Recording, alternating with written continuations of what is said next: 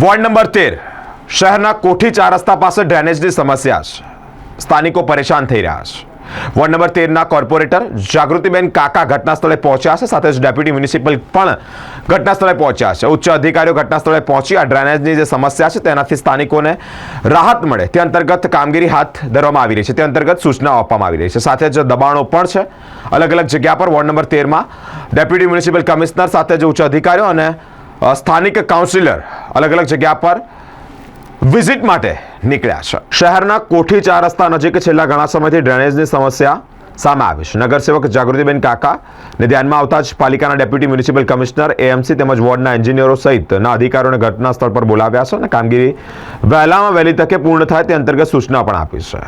કેટલીક જગ્યા પર ગેરકાયદેસર બાંધકામ પણ છે. બિલ્ડિંગ વિભાગ અને ટાઉન પ્લાનિંગ વિભાગને પણ સૂચના કરવામાં આવી. વોર્ડ નંબર 13 ના નગરસેવક જાગૃતિબેન કાકા તેમજ પાલિકાના ડેપ્યુટી મ્યુનિસિપલ કમિશનર સહિતના અધિકારીઓ ઘટના સ્થળે પહોંચ્યા છે અને સમસ્યાનું નિરાકરણ આવે તે માટે પ્રયત્નો કર્યા છે. આજે કોઠી પાસે અહીંયા આગળ એક બિલ્ડિંગ છે, ત્યાં આગળ એપાર્ટમેન્ટની ડ્રેનેજની લાઈન બેસી ગઈ છે. છેલ્લા ઘણા ટાઈમથી કોર્પોરેશને પણ એ લોકોને નોટિસ આપેલી છે અને કીધું છે કે તમારા એપાર્ટમેન્ટની લાઈન બેસી છે, કોઈએ કરાવી નહીં.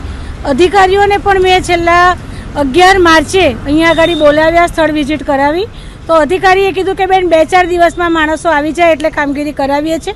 આજ દિન સુધી અધિકારીએ કરાવી નહીં. અને અહીંયા આગળ જેણે કાલે મીડિયામાં ઇન્ટરવ્યૂ આપ્યું એ કોઈ ત્રાહિત વ્યક્તિ જાણીને કાઉન્સિલરોને હેરાન કરવા માટે ના કારસા ઘડી અને કોઈ બહારની વ્યક્તિ આવી અને અહીંયા ઇન્ટરવ્યૂ આપે છે.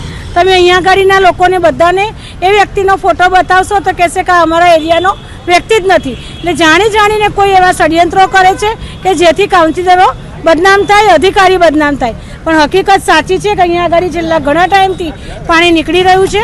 એટલે આજે મેં વોર્ડના એન્જિનિયરથી ડીવાયએમસી સુધી બધા જ અધિકારીઓને અહીંયા આગળ સ્થળ વિઝિટ કરાવી અને નવાપુરા વિસ્તાર, પ્રતાપનગર, ઈદગાહ મેદાન બધી જ જગ્યાએ ડીવાયએમસી સાહેબને લઈ, એએમસી અને ડીવાયએમસી બંનેને લઈને આખા વિસ્તારની આજે વિઝિટ કરાવી છે કે મારા વિસ્તારની શું સ્થિતિ છે એ આપ જોઈ શકો છો.